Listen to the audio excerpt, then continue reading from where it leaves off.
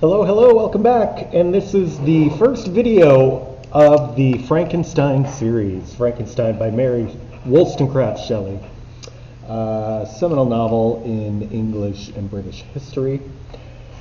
In this series, we're going to talk about a rotation of 5 different things. The first of them being the idea, the motif of evil. What is evil? How do we define evil based on this novel? We're going to look at contrast. This is a book of contrasts, and there are several of which, most notably being Victor and the creature, which is the third thing we're going to focus on in this series. The subtitle of this book is The Modern Prometheus. So we'll look at what that means and where that appears throughout the text and what is being said. And finally, we're also going to look at any religious imagery, archetypes, or symbolism throughout the book. So this video is going to focus on chapters 0, as I call it, through chapter 4, which is right before Frankenstein successfully makes his creature. Now, chapter 0 isn't technically called chapter 0. There's a series of 4 letters that serve as a prologue to the narrative, Victor's narrative of, the book. But I just call that chapter 0 to make it easy. Let's start with contrasts.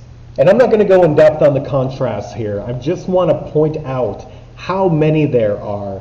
And then as we get later on, I'll point out more specific ones. But I want to point these out, and I want us to focus on them so that we can see that this novel is being set up as a clash between 2 ideas. And perhaps, truthfully, the answer is that, we want to instantly take sides, but perhaps we need to look at both sides before we make, rule a judgment. So different contrasts throughout this novel. There's our ship captain Walton and Victor himself. There's a contrast, right? 2 men who have kind of the same level of ambition on very different life paths and what that means for us.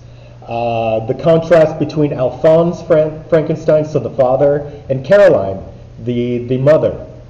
One grew up rich, one grew up, lived his life as a public servant, made a lot of money. The other one, extreme poverty, and ends up becoming his wife. Victor and Elizabeth, again, another contrast. Son of a wealthy, well-to-do couple who was dedicated to everything that had to do with him. Daughter of neglect, being brought up in foster care, etc., etc. Notice a lot of these have to do with Victor. Victor and Henry Clerval, in terms of their personality, are very contrasting. And then once Victor gets to college, Professor Krempe and Professor Waldman, not Walton, Waldman, in terms of you want to look at how Victor physically describes both of them and how that informs us of their characters psychologically, at least from Victor's point of view. So there are a lot of contrasts in this novel that are worthy of closer examination. But ultimately, we're using all of these to point to the idea of evil. What is evil? How do we define evil?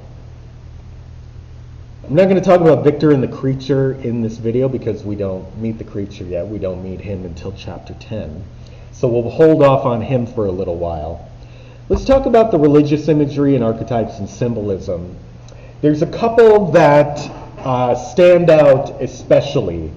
It becomes heavier as the novel goes on, and we'll talk about why that is in a later video. But one of the most striking religious imagery scenes in this book is, in this book it's on page 23. This is in the first chapter, when Victor is describing young Elizabeth when Caroline first sees her. So it says sorry, I get the names. It says of Elizabeth, her hair was the brightest living gold, and despite the poverty of her clothing, seemed to set a crown of distinction on her head.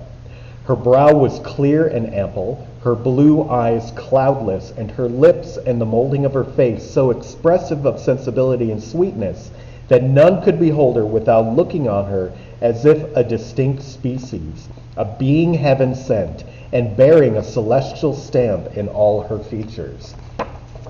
It's pretty obvious, right? He's describing an angel. This is how an angel would look. When we think angel, right, we think bright golden hair. We think, a crown on their head, although she wasn't wearing a physical crown. It looked like it was a crown, right? Cloudless, blue, bright blue eyes, just perfect, ideal, everything we could ever want in this creature that is Elizabeth.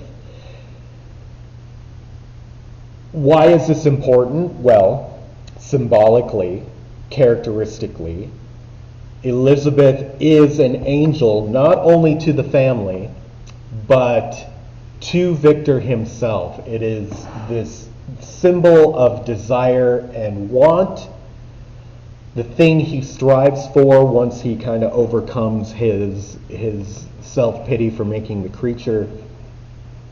And all of the, you think about when Caroline dies, Elizabeth, like an angel, is there to take over. She's there to guard and protect.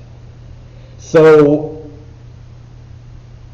keep that in mind as we get later in the text.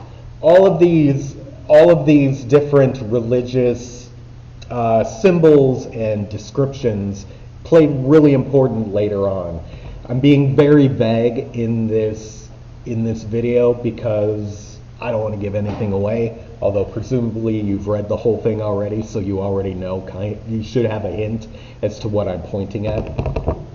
Okay, so we talked about contrast, we talked about religious imagery. We're not talking about Victor and the creature just yet. Let's talk about evil. In the letters that Walton writes, Victor keeps saying that the pursuit of knowledge is what led to his destruction. So he is blaming his desire for the pursuit of knowledge as the evil that destroyed his life. Now, the pursuit of knowledge in and of itself is not evil. When it becomes obsessive to the point where you shun the world around you, when you don't care about the ethics or the morality of what it is you are looking to do or wanting to learn, that's when it borders on evil. So the pursuit of knowledge itself is not the evil, it's the obsession. That original sin. Why did Adam and Eve bite the apple? Because they desperately wanted the same knowledge as God. It wasn't the knowledge, it was the obsession with the knowledge. And there's also that other part, there's a jealousy part. That belief that somebody is keeping something from me that I desperately want. And Frankenstein Victor talks about this in the second chapter when he's describing his early life. How frustrated he would get when people didn't give them the answers that he wanted. How violent his temper would get if he couldn't figure something out. And he didn't want like a base knowledge. He didn't want to be good at Jeopardy. He wanted to get in depth on topics and really understand what it was. Which is why he's drawn to the occult, because the occult is obsessed with gaining the power of the spiritual world, whether you think that's God or something else, but harnessing the power of the spiritual world in order to use it in everyday life. And as benevolent, as good-natured as you want to believe that you are being when you want this, time and time again in literature, we are shown that that pursuit, that obsession, that desire is what makes men fall. Think about, and we'll talk about this later in like chapter 10, think about the difference between Adam and Lucifer. Okay, why is one hated? Why did one become the devil? And why was one the father of mankind? Why did God love one and cast out another when they both did the same sin? Or is it the same sin? Adam learns his lesson. Lucifer never does. There we go. That's why Lucifer's the devil. And Adam isn't the devil. All right. Let's go to the last one, Modern Prometheus. Now this ties in with the religious imagery in that when we think of Western literature, there are three main sources of inspiration. There's the Greeks, which is where Prometheus is from. There's Shakespeare, which there are similarities to Shakespeare plays in this text. And there's also the Bible. So we're talking about, we're looking at the religious imagery and the symbols and things like that in the Bible. What does that have to do with Prometheus? Pursuit of knowledge. Prometheus loved mankind, and he would go out of his way to get things for mankind. All the evils of the world were trapped in the box, in the jar, right, with Pandora's box, the jar that he sealed them all in because he loved mankind, and he thought he was doing mankind a favor because mankind was sad all the time. Mankind could see the future. They knew that their lives were essentially meaningless and hopeless. And so he took all that away and he put it in a little jar. But Prometheus never has the foresight to really secure things in a way that makes it permanent. So even when he gets fire, he could have found a way to better, hide the fire from Zeus so that he didn't get in trouble. He could have not given the jar of all the ills of the world to his dumb brother Epimetheus, who, fell in love with Pandora, and she then released all these evils on the world. So when we think of modern Prometheus, we think of somebody who is filling in the role of God, who thinks that they have and should have the power to do whatever they want, but not have any of the responsibility. So that's what we want to look at as we look at Victor throughout this novel. We already know he creates life. It's not a very good novel if he doesn't. And I'm sure you've seen a Frankenstein movie at some point, or at least familiar with the genre, right? Mad scientist creates life, is scared by his own creature, eventually leads to destruction, right? That's Frankenstein. That's Prometheus. He made human beings. They grew and grew and grew. The gods didn't really like them. He loved them. He went out of his way to care for them. And it became an obsession that ultimately led to his downfall, where he is now chained to the rock of Mount Etna or Parnithius or whatever mountain he's chained to have his liver eaten out by eagles for the rest of his life, even though Hercules rescues him. And now I'm sure he's fine. He and Zeus are able to laugh about all the bad things that used to happen. Anyway, so this is the opening for Frankenstein.